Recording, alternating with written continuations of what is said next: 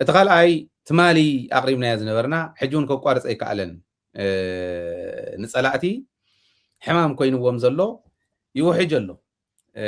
تو حرامريت يلو تتاليلو عدو كحيدونا عدو أفو مزملسي وقع لنا بزح زحسبنا زنبرة ننوعلي واقع له تواهيلو بزح زت حساسبنا زنبرة ኣብ ዳያስፖራ እውን ኣነ ዝዘወር ኩለን ዓድታት ፈልጥ ኢኻ ካበይናዊ ከም ዝኸድኩ ዝኾነ ብዝናይ ሰፕተምበር ከባቢ ኣብ ዝኸድ ኩለን ዓድታት ዝረኸብክዎም ሰባት ነንባዕልና ንዋጋኣሉ እዋን ሰኢሎም ከምዚ ኢሎም ደቂሶም ገለ እዩ ዝብል ኣተሓሳሲብዎ ነይሩ ነቲ ሰብ ነንባዕልና ምውጋእና ግን ተወሰኑ ሰባት ምስቱ ኣማኢተ ሸሓት ሰራዊት እዚ እኮ ኣፈላላይ ኢልካ ዘይተወዳድሮ ነገር ዘይተሪኦ ነገር ኮይኑና ከምኡ እውን ስለ ዘይግበር ዋላ ተወሰኑ ይኹኑ ንምንታይ ይፍለዩ ዝብል ኢና እንዳሰርሕና ፀኒሕና ከም ሚድያ ከም ደደቢት ብግልና እውን ዝከኣለን ኣብ ሽምግልና እውን ኣቲና ኣይደቀስናን ክንሽምግልን እውን ሞኪርና ኢና ባይዘው ሓደ ሰብ ሕዚ ኣብዚ ክንዛረብ ከለና ንሱ ጥራሕ ንሰርሕ እዩ ዝመስሎም እቶም ደገ ዝወፁ ከመይ ጌርና ንእትዎም ዝብል ምስ ዝምልከቶም ንዘራረብ ንዓኣቶም እውን ባዕሎም ደው ኢልና ንዛረብ ሓትና እንድዮም ግን ጌጾ ዝኾነ መንገዲ ፀጋም መንገዲ ስለ ተኸተሉ ይፀገም ነይሩ ኣብ ገሊኦም ተሳኺዕልና ኣብ ገሊኦም የተሳኺዕልና ንስካዕ ሕዚ ነገር ግን ሕዚ ደስ ብዝብል ኩነታት ትማሊ ከምቲ ዝረኣኹሞ ድራርውን የድልየና ብደንቢ ኢና ደቂስና ሓዲርና ናይ ብሓቂ የተሓጒሰ ሰብ ብምልኡ ደደቢት ዝርኢ ኩሉ ሪኮግናይዝ ብዝገበሮ ኣብዚ ዝነበረ ማለት ንዓመታት ዝፀንሐ እዩ ሰሓቕ ዘይብልና ማለት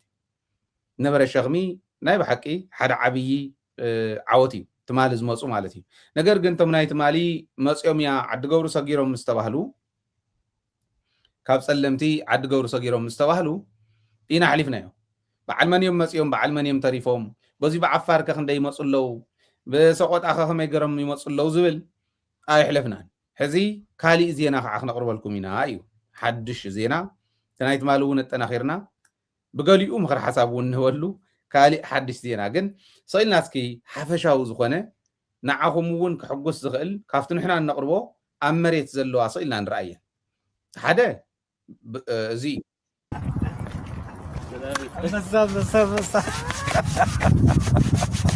ودني احنا اهو كمل علنا كمل كل سلام علنا ما زبط حزم مصيح امين يرمي من قد يصبغي من ميدي ترى غينا لنا بعرفنا أبي أزيا مقالة تحاول تدري وانيركم تسوي متصلح حزي تقراواي أو كم زي زبالة خناتات كم زي إكب تقراواي وكم زبالة خناتات كم زي يقلد بمن إنه تمود أتا كم زي يقلد نحنا راح يكون ناس سلاتون فلتوا زين على لنا ناتو نقدم جنكم زين دالي ما مقلنا إنا قرط الله نحلف وزل نازي حز خاليون كاليون كوسخكم مو نستن رئينا دحرينا في زينا خنكدينا تعيز بحال زلو أبي كوابيو رعد فتيرو أبي كوابيو حقوس فتيرو زبل نرأيو زياغن وسخو أمل عالم زلهم تجارن فتوتي تجارن زخنكم بشم ودن ترون كونريل نقص قبل شرقسن زنبر حيلي أو جنبار مبرع زنورو أتم عبي تمارالها نايتك ألس جمرتي زخنو تجارن لاي فوق عدو ودرايا تجارن لاي حقوس ويكع نيجر تجارن لاي دجن بكوميسار كفلوتر زنبره كفلوتر أزاز زنبره كفلوتر لوجستيك زنبره كالي نايم تفاسر حد سر حنورن حقوس ناب حزبنا ناب عدنان ناب عد تجري أين تكوسن بمال نتي جوجل أوتيزم زخانة ناي ودن ترون ناي نجوس جبر شرقسن سرعة رحرهم ناب عدم آتيهم مالو مس بزحات أولاتهم يوم آتيهم دلو هزقين نجوس إزي أكل نايتهم أولاتهم فوتون فيديو أبقى تاريخ نسألنا يعني له دادويتون زي هو ملا مالك سلازي أزيهم صغيرة ما يكون مسيهم نمنتاي فوتو زي الرأي بدحريت نمنتاي أنتم قال زي الرأي ومغنيات اللوه بسألم تزمصون كل التجزئة مسيهم بايزوي تعم بلحت مخانهم تعنا بتعم دس زبلن تمالي قالت بجلسون بسلك بدحريت نوقع سلازنا برنامج ستوم زملكتهم تدس زبلن تاي مسيلكا مجمريا ما كورس ومون مكيرا من اليوم ግን ትግራዋይ ምቁራፅ ይከኣል እንታናይ ቦታቶም በታናይ ባዕሎም በታናይ ቦታቶም ይመፅኦም ቆረፃ እንተ መፂሰው ነቲ በዓል ቆረፃ ነተቦ ቆረፃ ቆርፀ ይትኽእልን ሕዚ ክለዓሉ ምስ በሉ ወረ ሰሚዖም ንሻለቃ ሓድሽ ናይ ገዛ እሱር ገይሮሞ መጀመርያ ናይ ገዛ እሱር ቀደሙን ገዛ እሱር እዩ ተላፋላፊ ዝኾነ ናይ ፌስቡክ ናይ ገለ እንድሕር ዘድሊ ኮይኑ ዝዛረብ እምበር ናይ ገዛ እሱር ይትወዲ ክወፀ ይኽእል ንዑ ናይ ገዛ እሱር ገይሮም እቶም ዋና መተሓባበርቲ ዝነበሩ ብፆቶም መተሓባቢሮም ሰንጢቆም ክኸዱ ክምክሩ ከለው ሰንጢቅና ሒዝና ኣለና ኢሎም ኣብ ክልተ መቂሎም በዚን በዚን እዮም ሒዞሞ ድሓር እናተኮሱ ፀላእ እናረፍረፉ እዮም መፅኦም ሰው ኢሉ ከይመስለኩም ፀላእ እናረፍረፉ ብረቶም ሒዞም ጥራሕ ተይኮነስ ብረታት ሒዞም ብረቶም ጥራሕ ኣይኮነን ብረታት ሒዞም እንታይ ማለት ምዃኑ ይረዳእኹም ድሓራይ ክንነግሮ ኢና ባዕሎም እውን ክመፁ እዮም እዚ ሒዞም ንዕኦም እንዳረፍረፉ ምስ ከዱ ቆሪፅና ሒዝና ኣለና ኢሎም በዚ ሒዞም ድሓርቶም ተቆሪፆም ዝነበሩስ ቆረፃ ቆሪፆም ክዓመይሶም ንዕኦም እውን ልሕሰ ኣቢሎም እዮም ይመፅኦም እዚ ኮይኑ እዚ ብፀለምቲ እዩ እዚ ምስ ሰምዑ ካብ ሰቆጣ ተር ኢሎም 26 ሰባት ኣብ ሰቆጣ ካብ ዝነበሩ 26 ሰባት ተር ኢሎም ተኽሰ የተገበረሎም ካሊእ የተገበረሎም ድንጋፀ ስለ ዝነበረ ተር ኢሎም ዓዶም ኣትዮም በዚ ከዓ ብላዕላይ ብዓፋር ሓለፍቲ እዮም መፅኦም ቶም ሓለፍቲ ቶም ዋና ኣዘዝቲ ናይ ክፍለ ጦራት ናይ ግንባራት ዝብልዎም ዝነበሩ እዮም መፅኦም ዝኒአው እዚ ይኮነንቲ ዜና ግን ተዓብይ ዜና ጌታቸው ጉዲና ናይ ወታደራዊ ድሕነት ናይ ኢትዮጵያ እዩ ጌታቸው ጉዲና ከምቲ ትፈልጥዎ ምሩኽ ናይ ወያነ እውን እዩ እቲ ምሩኽ ናይ ወያነ ምሩኽ ናይ ሕወሓት ኣብቲ ሕሉፍ ቃልሲ ጌታቸው ጉዲና ዘሕለፎ መልእኽቲ ተዓብይ ሰበር ዜናና ቃል በቃል ድሮስ ትግሬ በዚህ ጉዳይ ማመን የኛው ችግር ነበር እዩ ዝብል ቃል በቃል እዩ ትማሊ ተኣኪቦም እዮም ተኣኪቦም ጥራሕ ኣይኮነ በዓል ጻድቃን እውን ተፀዊዖም እዮም እዚውን ኣለና እዩ ክንቀፅል ኢና ስለዚ ድሮስ ትግሬ በዚህ ይታመናል ወይ እንታይ ማለት እዩ ንዓና ብደንብ ጌርኩም ጭን ኣቢልኩም ስምዕዎ ንባዕልኩም ትግራዋይ ዓዱ ክኸድዕ እዩ ፀረ ዓዱ ክቃለስ እዩ ፀረ ዓዱ ክዋጋእ እዩ ኢልካ ምእማን መሊእና ምእማን ንተጋሮ ኢና ተጋጊና እዩ ዝብል ዘሎ እዚ ጌታቸው ጉዲና እዩ ወታደራዊ ድሕነት ናይ ኢትዮጵያ ናይታ ዓለም እውን ክንቆፃፀሮ ንኽእል ናይ ድሕነት ከይዲ እኒሄና ከም ዝበለ ክእለት እኒሄና ከም ዝበለ ብረት እኒሄና ከም ዝበለ ድሮን እኒሄና ትብል ዝነበረ ወታደራዊ ድሕነት ናይ ትግራይ ናይታ ንእሽተይ ኢሎም ዝቆፅርዋ ዝነዓቅዋ እሞ ዝጭፍጭፍዋን ዘጨፍጨፍዋን ወታደራዊ ድሕነት ፋሕፋሕ ኣቢልዎም ስግኣት ብስግኣት ገይርሎም ወታደራዊ ድሕነት ይሰርሑ ዘሎ እዚ እቶም ዝመፁ ዝኒአው ተር ኣቢሉ ዓዶም ዝእትዎም ዘሎ ብርግፅ ሳቶም እውን ይሓስቡ እዮም ተጋሪኦም ስለዚ ጌታቸው ጉዲና ዝሕለፎ ድሮስ ቀደሙስ ትግራዋይ ይእመን ዲ ነይሩ እዩ ዝብል ኣይእመንን ትግራዋይ ኣይኮነን ዝብለኩም ዘሎ ብትርጉሙ ትግራዋይ ዓዶ ይኸድዕን እዩ ዶክተር ደብረፅዮን እውን ትማሊ ኢልዋ ክንሪኣ ኢና ፀኒሕና ሓደ እዚ እዩ እንታይ ኢሎም መልዒሎም ሞላ ኣስገዶም መልዒሎም ሞላ ኣስገዶም ናይ ድምሒት መራሒ ኮይኑስ ኣብ ኤርትራ ነይሩ እዩ 800 ሰራዊት 800 ልዕሊኡን ሰራዊት ተር ረቢሉ እናተዋግአ ፀላእቲ ሓምሽሹ መፅኡ እዩ ቅድሚ ሕዚ ንፈልጦ እዩ ተጋሩ ከምዚ እዮም ሕዚ ስግኣት ኣለና ስለዚ ፀውዕ ተባሂሎም በዓል ጻድቃን ተፀዊዖም እዞም ካብ ፀለምቲ ዝኸዱ ካብ ዓፋር ዝኸዱ ፋሕፋሕ ኮይና መሬት ፋሕፋሕ ምስ ኮነት እንታይ ይብሉ ኣብዚ ክነውሕ ኮኒ ሓዘኒ ኢኻ ብደንቢ ወረቐት ክስታይ ክትሕዚ ኢኻ ነጥብታት ኣለዉ እዮም ኣብዚዩ እንታይ እዮም ዝብሉ ይመስለኩም ኣብ መንጎ ናይ በዓል ጻድቃን ጉጅለን ኣብ መንጎ ናይ በዓል ኣብይን በዓል ጌታቸው ጉዲናን ሓያል ባእሲ ተፈጢሩ ሕዚ ማለት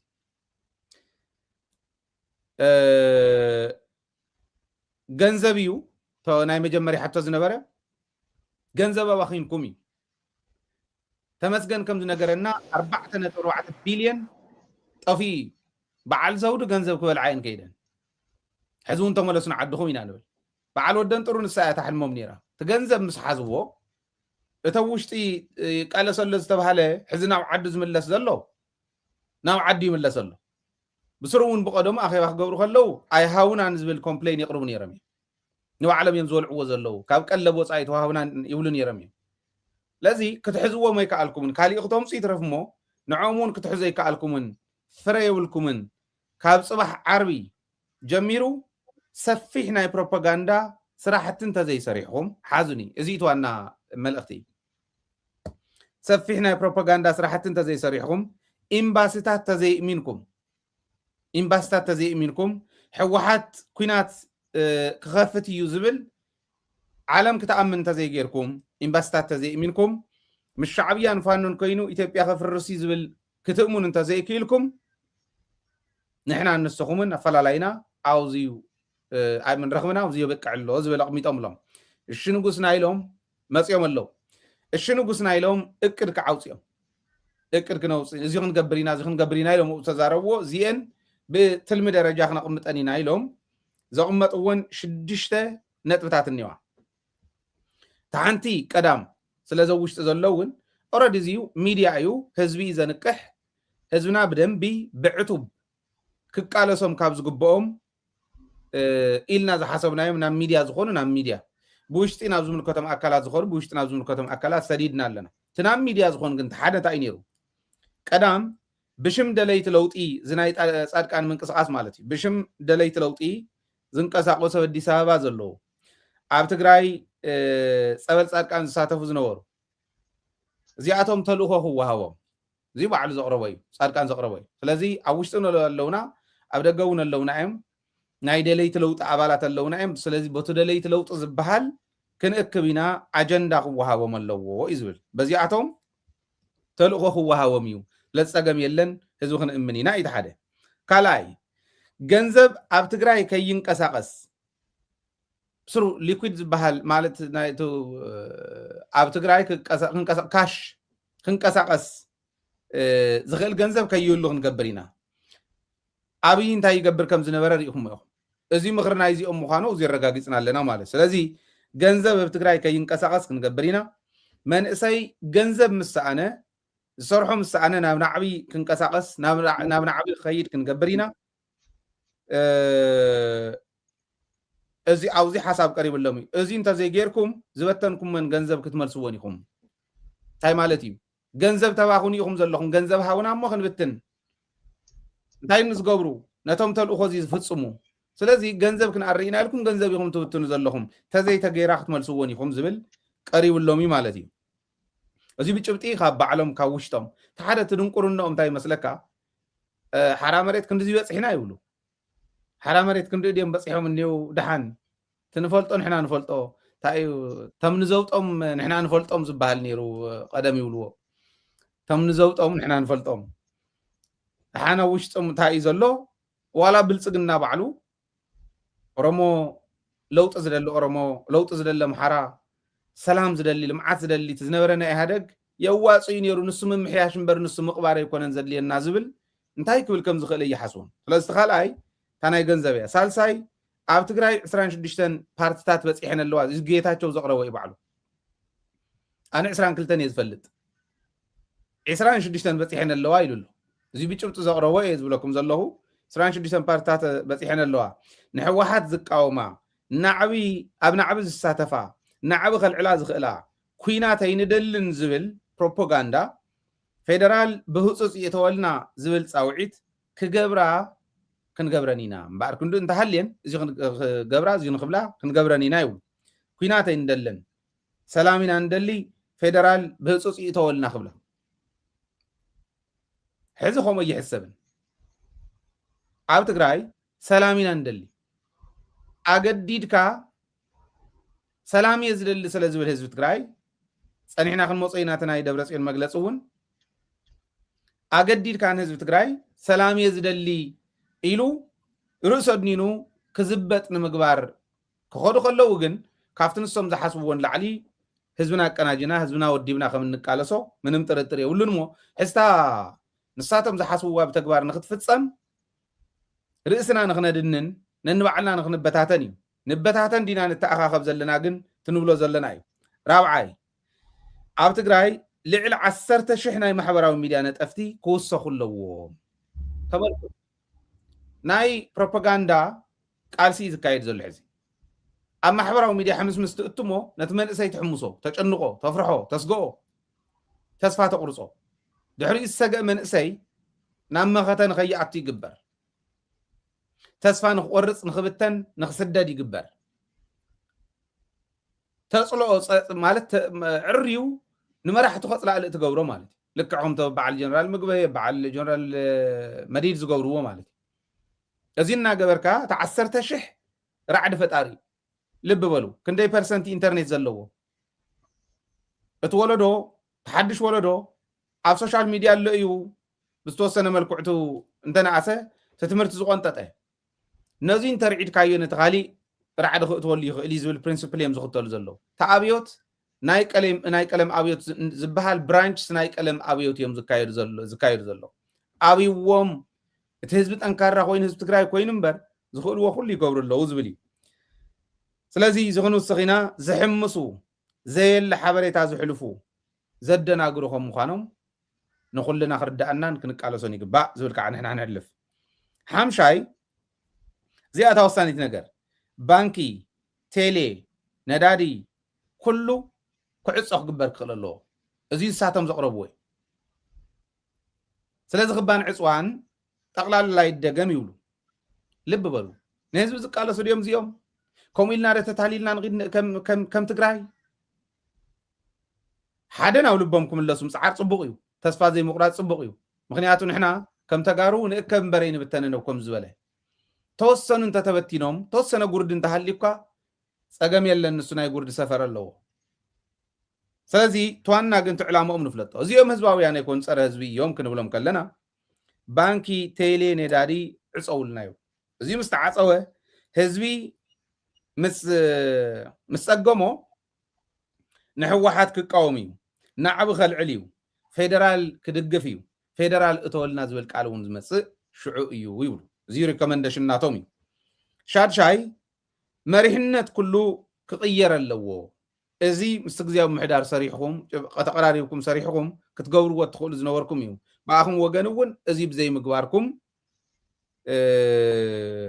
ንዓና ነቲ ውድቀትና ግብኣት ኮይኑ ይብሉ እሞ እንታይ እዮም ክብሉ ደልዮም መስለኩም እዚ ሕዚ ክነግሩና ከለዉ ብክልተ መንገዲ እየ ዝቕበሉ ኣነ እዚ ምክንያቱ ሓበሬታ ሂቦምና ኣለዉ እቶም ንህና ግዜያዊ ምሕዳር ካብቱ ናይ መኸተ ኣካል ይንፅልዎ እሞ ሓደ ንፕሮፓጋንዳ ይጠቕሞም ሪኢኹም ሸምካ እንተሸምካ ኣለሞ ይኾኑ እዚኦም ናይ ሕወሓት ፀገም ይብሉ ሕወሓት ካብ ህዝቢ ንምንፃል ስለ ዝኾነ ሕወሓት ካብ ህዝቢ ምንፃል ማለት ጉዳይ ሕወሓት ኣይኮነን እቲ ጉዳይ ህዝቢ ትግራይ እዩ ህዝቢ ትግራይ ምብትታን ማለት እዩ ሕወሓት በይና እያ ተኣስሮ ኣይኮነን ዝብል ዘለኹ ኣብዛ ሕዚ እዋን ኦፍኮርስ ሕወሓት በይና እያ ተኣስሮ ምንም ጥርጥር የብሉ ተመክሮ ናይ ቃልሲ ዘለዎ እኳ የለን ተነኣሰብ መኸተ ተሰሊፈ ኣለኹ ዝብል እኳ የለን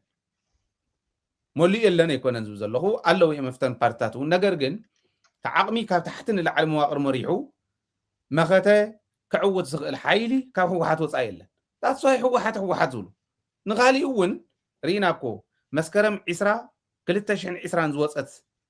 ሰነድ ኔራ ሚኪ ኣብዚ ዘቕረብናያ ገና ቅድሚ ኩናት ምስ ወፀ መስከረም 20 እያ ወፂኣ ግን ኩናት ምስ ተወልዐ እዩ በፂሕና ንዓና እንታይ ትብል ትግራዋይ ኩሉ ክብተን ኣለዎ ናብ ስዑድ ዓረብ ናብ ካሊእ ክብተን ኣለዎ ናብ ጎረባብቲ ዓድታት ናብ ጎረባብቲ ክልላት እውን ክብተን ኣለዎ ተወሰነ ፅላትን ካሊእ ታሪካዊ ቦታን ዝሕሉ ተትርፍ እሞ ውዳበታት እውን ከይህሉ ውድብ ከይፍጠር እንተተፈጢሩ እውን ካብ ፀበል ኣብና ኣረጋዊ ማሕበር ዝበሃል ተዝክር እንተኾንካ ምናልባሽ ኣብ ዓዲ ይግበር እዩ እና ካብ ናይ ኣብና ኣረጋዊ ማሕበረተኛ ንላዕሊ ከይኾን ክንብትኑ ኢና እዩ ዝብል ስለዚ እዚ ኢቱ ሕዚ እውን ንሪኦ ዘለና ተዓቕሚ ካብ ሕወሓት ወፃኢ ካሊእ የለን ክብል ደልየ ለዚ በዓል ፃድቃን ንምምላስ እዚ ኩሉ ሽርሒ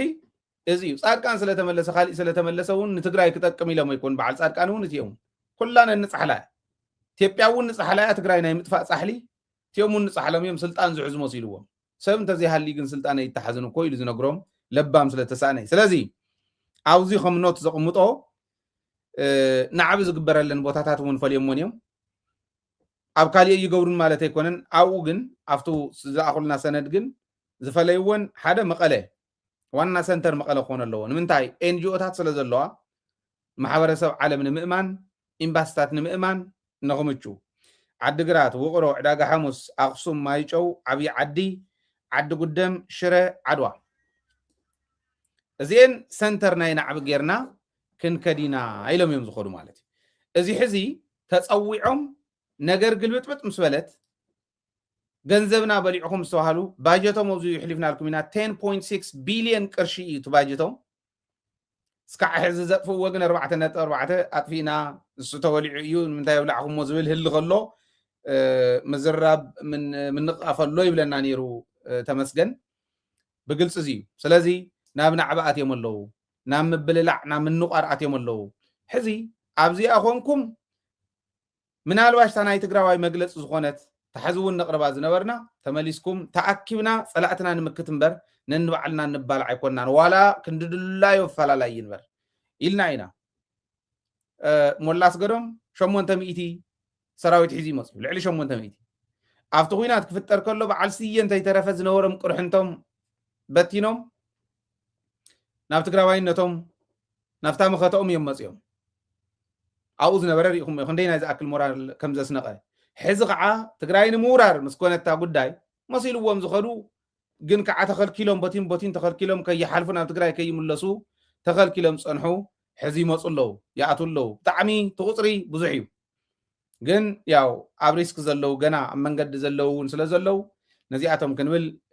كلاين بلن أو كتصال بعلو من دام صغنا جروهم يوم مالتي زيادة فتيرة زلا زي عبي يسبر زينا ناين عنا نياتو أوشتهم كم زي عينة زي متأمن تحليو حدا غيب صحلهم سموني تنققون احنا ون ندالو برقصنا هنا سلزغون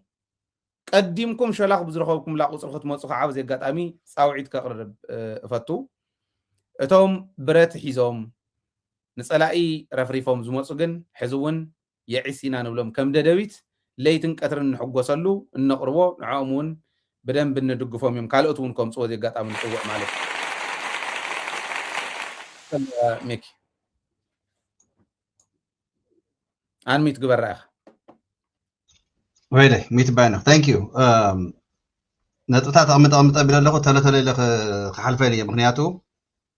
تي عبي بسرات نايت مالنيو. كلت بسرات ينيرو. حدا توم قربيتنا محارو تفانز بار حيلي. وع بيلو أو زي قلتنا ركبينا. أمي تا discussion نسا أجان ودلا خان نسخاون كاوشتي أنا مكاوشتي مرة زمزة. نات زور كايو تجيغلنا تسرحي تتقروايسي تايتو نركاس جيتاچو غدينا نزيومس كنامنا ميبلنا زلسي ناخان احنا ما نمبر جيغاناتنا نيرو خكري جيغاناتنا يكون زلخ جيغاناتنا نيرو ግን ካባኻትኩም ዝተማሃርና ኢና ምክንያቱ ንስኻትኩም ንዘብልዐኩም ሲ ኢድ ዘይኮንኩም ትነክሱስ ክሳዲኦም ትቆርፁ إن من كاسكو يمنا تحكم كوي هواي نوشتي توصل مع تبلك سلازيو نسخاتكم أنا أخذ أمنا زي كتامنا زي كونس نسخاتكم نحنا بمانا بشم بهر ناخذكم حاوسنا ولدنا حواتنا زخول جقلنا سريحهم مسوات سريحهم كم سبنا أخذكم أمينهم إثيوبيا حاولنا خنتكمل لنا خن عبينا إلهم استواص غيرهم متشرشجن نتوم بصوتكم افتقار سيخ حيدكم هز تقرايت على الله خان خطفو تبغيسكم ناي مان ጉዳይ ስለዚ ነበረት ያናቱ ማለት ስለዚሁ ናይ ጌታቸው ጎዲና ሓደ ወንጀለኛ መኻስ ናይ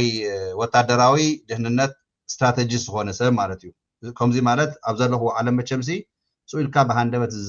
ዛሮ ሰባት ይኮን ዚኣቶም ላዕሊ ዝኾነ መሪሕነት ሒዞም ጽፉፍ ዝኾነ ምስ ስታፋራቶም ምስቲ ዝምልከቱ ኣካል سنتراليز ዝኾነ ምንባብ እናገበርካ እዩ ብዘለና ይሕናስ ሬር እዩ ናይ ወታደራዊ ስትራቴጂ ዝመርሕ ኣካል ጽኢሎም ማሕበረ ሚድያ ውፅእ ይህትፍን እዚኦም ግን ብምዝራዎም ሲ ጌታቸው ረዳውንስ ናብዚኣቶም ተመሳሳላይ ጠባይ ከም ዘለዎን ባህርያት ከም ዘለዎን የርእየካ ረኻ ምሶም ምውዓሉ ማለት እዩ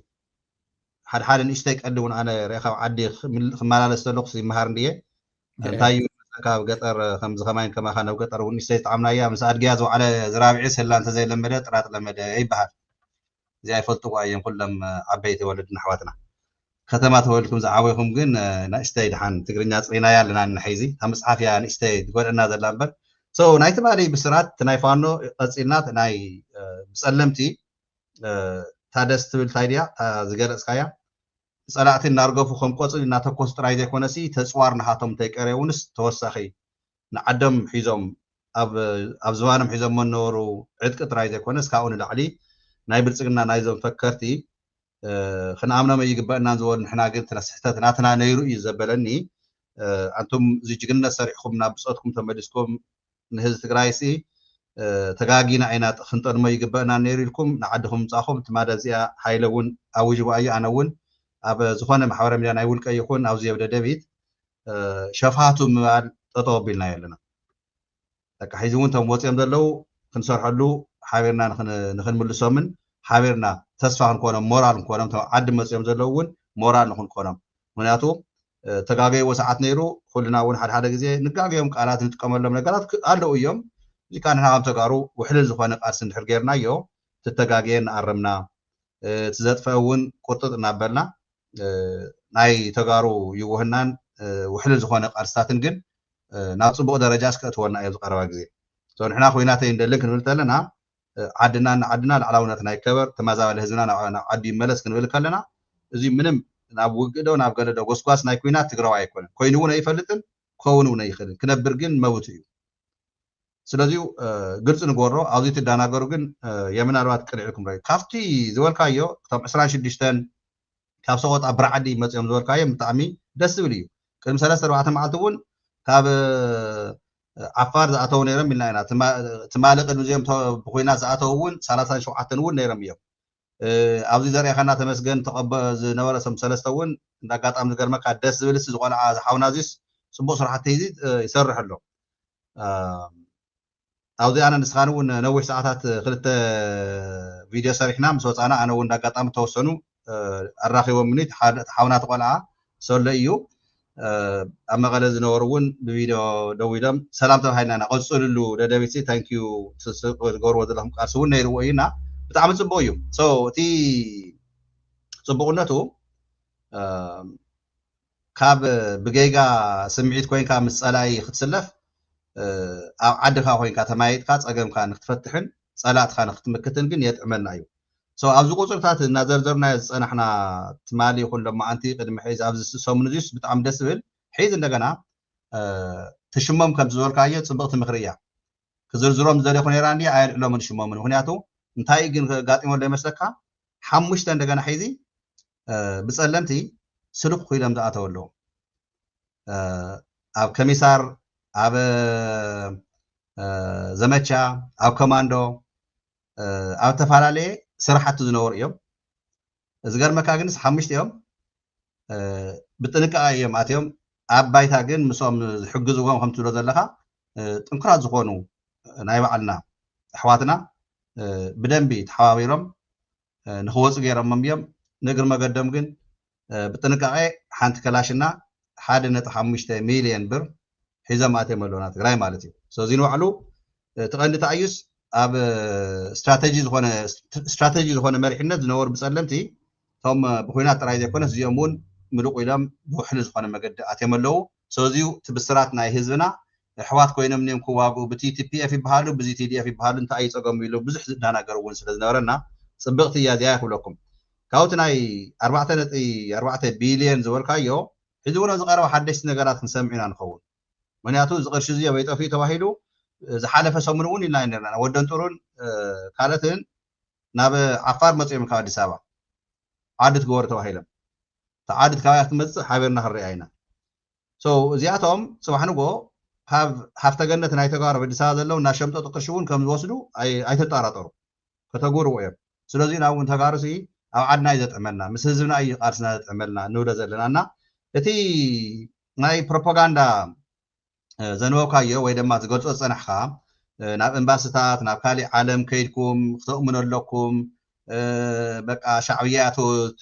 ትዝውሮ ዘላ ንትግራይ ወይ ድማ ንሕወሓት ንፋኖ ወዘተ ኢልካ ንኤርትራ ንምፅላም ብጣዕሚ ባይዘወይ እዚኡ ዘሕፍር እዩ ንብልፅግና ኣብይ ኣሕመድ መሕፈር እዩ ቅድሚ ሕዚ እውን ሽማሽም ዘይኮነስ ትክክለኛ ቦቱ ተቐመጠሉ ቆልዓ ምዃኑ ብስሩዕ ዓቕሚ ዝበሃል ዘይብሉ ምዃኑ ናይ ዓለም ፖለቲካ ከመይ እዩ ዘይፈልጥ ምዃኑ 10,000 ኣስሊፍካስ توسخ يوم بايزو يتم زول كذا زم 10,000 خوافروا زول كايو قرلوا يوم سالات حوزي قريتنا أنا نساق المحيزي نوسخ يزولوا بعلون تغكلي ثانك يو هو مهناتوس قلت تفضلوا لكم خدانا قصنا ون يقول مهناتو نحنا وحدا نشح حدا نخلت شح كوينا فتخويناتو نقطعنا له أو حدا بتا خاون علي نيرو سو نحنا تقارو تقارسنا نحرس ميرنا لما قطعنا نحرس ريح ناسي 10,000 توسخ يمسو قال يقولوا أين السعر تن حسبوا النتوي أبزي أن هلوا أنا نسخان كنت حنت نجار رسينا لما أنتي أبزي كل تسوات دونيت غير ملو يغني لنا سلسته دونيشني تحدا خلت تجزئي تخكلي هو تحدا خلت تجزئي تحدا هونا جالكسي كل جزئي رئيه أنت تسايون ياو خلت تجزئي رئيه زلوا نا ثانك يو غني لنا بتعمل سلة حاجوسنا عندي تناي تم جانا نفط بايتا خوينم تحاويرهم كافتين زملسوهم زلوا እንደገናቲ نتسألأي رجيتهم خم قصل نارجفون عدم بقلصمهم قاتو تلوون أو زكاء جيتاچو قدينا خنامنا ما ينبرنا نزبر زلس هاي فادن نحنا هنا أو ما نشتي جيجانيرنا نسجن نرمى لنا مخنياتو هزونا مسلسل مالت نوانا كلنا نحاد من على تجري مقلاس مال مسلسلنا مسلاف مالت ما صلاتنا ونزيتي زفر حمد نبري زفر حمد يكون لكن هي دك أسخلهم نحوحات ناتسلم كان حوحات رعد فتير كاتي ناي تግራይ بتاعت صوع خايو أو جيتاچو زمنون كو زمتشا كون يركم تموكير كوي حدش نجار يكون نزي باي ذا واي أنا تجارس حدش نجار يكون نزي تقوينات فخارات بعدتها تون تي بدعتها تون فلطينا لمد اللوم تزجر من أنا جلسي تم تجارس تقراي سريع يفتحن تقراي مس شو هذا اللي خو أنت سودي بس سريع يفتحن زياتهم جن أو شو خيدم الشيء ويتايم بيتي ناولو خاب زنبر كخص هذا حاجة مجدي مسز خات سلف نتقراي كتك على سيد عملك سلوديو كتمات تقراي قطرات تقراي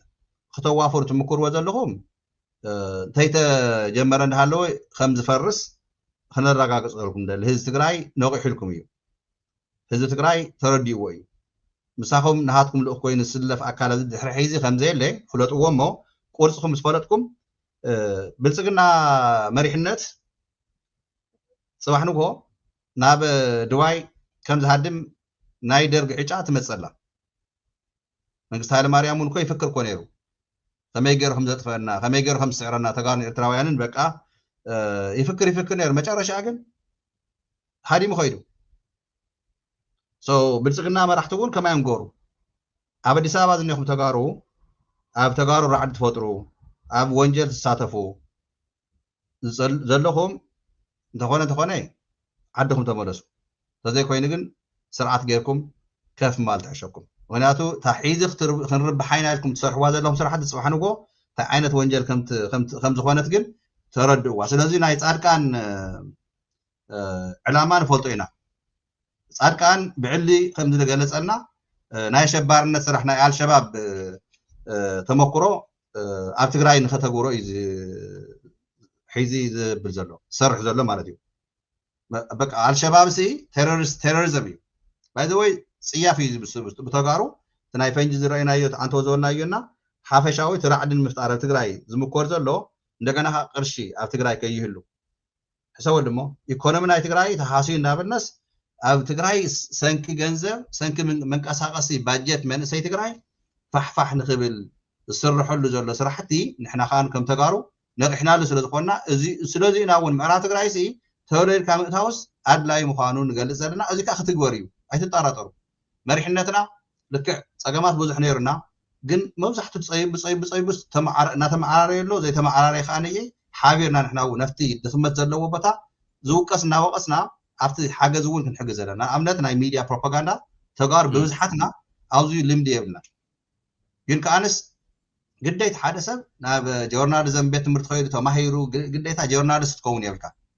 بقى بالبخان حتى قالس كوين كاسي أفتو قدلو زي حق زكاونيت سني خابي بوشتري وزتي أفتي نايك أرس جزيجن نهز بقى سلسلة هنا بالبنا بحق سلنا قالسو بزح يسقفلو أنا نوع عليه خواها يسمي عسران شديشتن ودبات تقرأي بس إحنا الوقت اللي تنتنا خاسي كندينا يبتسقنا ودابت هاتي تقرأي في الطرز ولا جن እቶም ውዳቤ ዝፈጥሩ ዘለዎ ሰዓት እዚዩ ናይ ትግራይ ውዳቤታት እናወሉ ግን እዚኣ ናተይ ርእቶ እያ ንሃይለይ ትምልከቶ ንደደቤት ትምልከት ሚኪ ከሚኪ ግን ሕድሕድ ውዳቤታት ድሕሪ ናይ ትግራይ ኩናት ድሕሪ 2013 ዝምስረታ ወይ ድማ ተመስረታ ውዳቤታት ገበንተኛ ኮይንኩም ንዚአን ዝመስረትኩምን ንዚአን ትከታተሉን ብትግራይ ሕጊ ጽባሕ ንጎ ንሕና ውሕስ ትግራይ ምስ ገበርና እያ ብትግራይ ሕጊ ኣርቂቕካ ሕድሕዶም እዚኣቶም ኣንጻር ህዝቢ ትግራይን ናይ ኣስፔናጅ ዝሰርሑ ሰባት ምስዚኣቶም እናተጎዝጎዝኩ ምክንያቱ እንጻርቃ ንጌታቸው ኣስፔናጅ ማለት ምስጢር ናይ ዓድኻ ውፅኢኻ ንጸላእቲ ምዝርጋሕ እዩ እዚዩ ትሪዥንስ ቻርጅ ኣሎ ኣብዚዩ ናይ ፓርቲታት ተቋቁሙ ዝጸናሕኩም ኣብዚ 5 ዓመት ውሽጢ እዚዩ ትሪዥን እዩ ክሕደት ንህዝብኻ እዩ ናይ ሒዝሲ ኣብ ትግራይ ክንነብር ኢና ንብል ኣለና ጸላእቲ ግን ኣይትነብሩን ይብልና ኣለዉ እዚሲ ናይ ማለት ኣነ ሃይለ ሓወይ ትግራይ ከምቲ ነውዕሉ ዝበለፀ ትፈልጣኒ ኢኻ ኣብዚ ግን ብዙሕ ነገር ይምሃር ኣነኻ ኣብዚ ክሳተፍ ተለኹ ሓሳብ ክቕርብ ካብቲ ስኻቶም ፅኦ ኣሕዋትና ዝፅሕፍዎ እዚኡ እናርኢኹ ብጣዕሚ ብዙሕ ነገር ነትምሃሮ ግንስ ህዝቢ ትግራይ ኣይትነብርን ተባሂሉ ተኣውጅዎ ልዕሊ 5 ዓመት ሒዙ እውን ኣብ ስቃይ መከራ እንዳሃለና ፖለቲካ ውዳቤታት ተቃውመሉ ትግራዋይ ኮይንካ ባይዘው ክትሓፍሩ እዩ ዝግበአኩም ተጋሩ ኮይንኩም ኣብዚዩ ኢልኩም ተእትዉ ትሳተፉ ሲ ክትሓፍሩ እዩ ዝግበአኩም ምሕፋጥ ጥራይ ዘይኮነ ግን ብገበን ንክሕተቱ ግን ኣብዚዩ ጽባሕ ንጎ ትግራይ ሰላም ምስ ኮነት ንቃለሰሉ ሓቢርና ከምዚያት ነገር ትግራይ ደኺማትሉ ኣብ ተባሃለሉ ባንክና እናተዓፀወ ናይ ትግራይ ኢንፍራስትራክቸር ናብ ኖርማል ከይምለስ ኮነ ኢሎም ኣድቂኦምና ጥፊኦምና ሒዙ እውን ክውስኹሉ ጋና ባይዘወይ ተፅዋራት ናብ ፅጋዕ ዘሎ ናብ ትግራይ ዝመፅእ ዘሎ ናብ ብቡረ ጌርና ናብ ኤርትራ ክንከይድና ንክልተና ሰየናሕሱ ኢልና ኣነ ሃይለ ናተይ እምነተይ ዓሰብ ፅባሕ ዋላ ኤርትራ ሲ ዓሰብ ዋላ ሲ እስቲ 10 ዓመት ንኣብነት ብል 10 ዓመት ብናፃ ተጠቆሙላ ግን ንእግሪ መገድኹም ሓደ ነገር ስትካላት ትኾኑ እሞ ነቲ ህዝቢ ትግራይን ህዝቢ ኤርትራን ብሰላም ህዝቢ ዓፋርን ብሰላም ክነብር ስርዓት ስትንሓዝ ኢሉ ፃውዒት ህዝቢ ኤርትራ ተዝገብረሉ ንብልፅግና ይብለካ ኣለኹ ኖ 10 ዓመት ዶ ገለ ዝበሃል ይንፈልጥን ንሕና ወነንቲ ኢና ክንከውን ኢሎም እዮም ክመፁ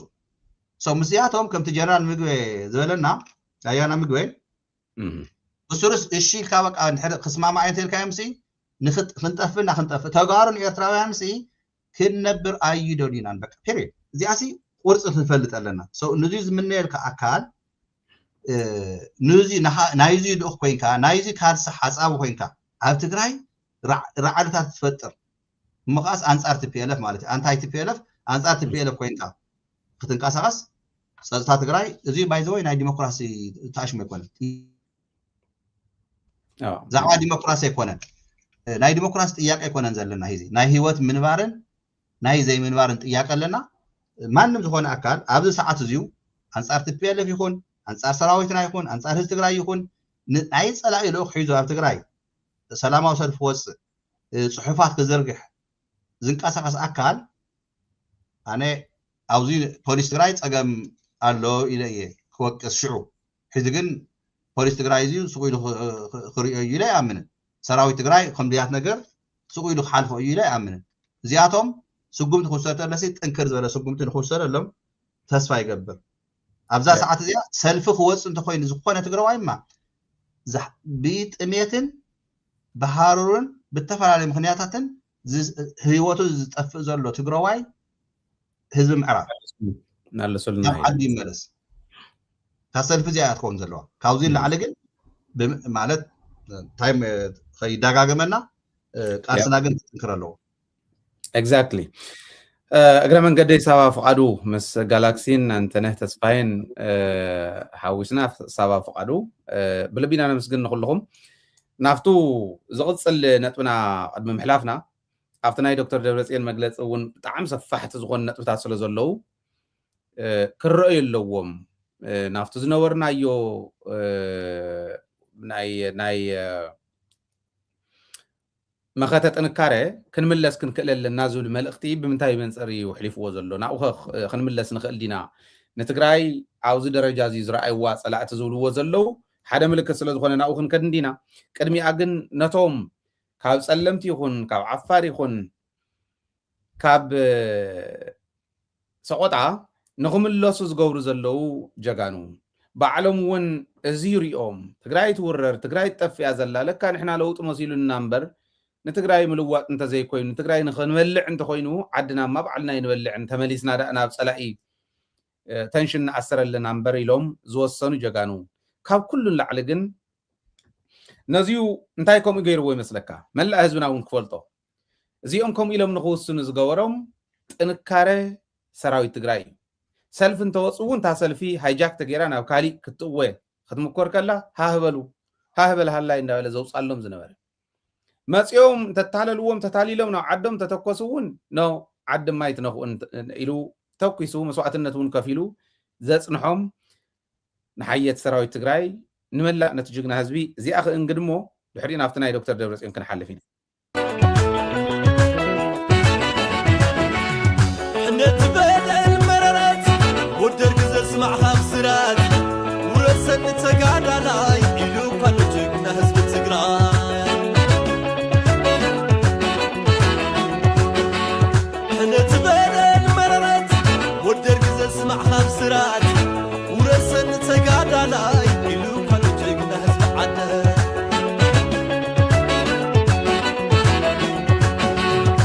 ورسن تقعد علي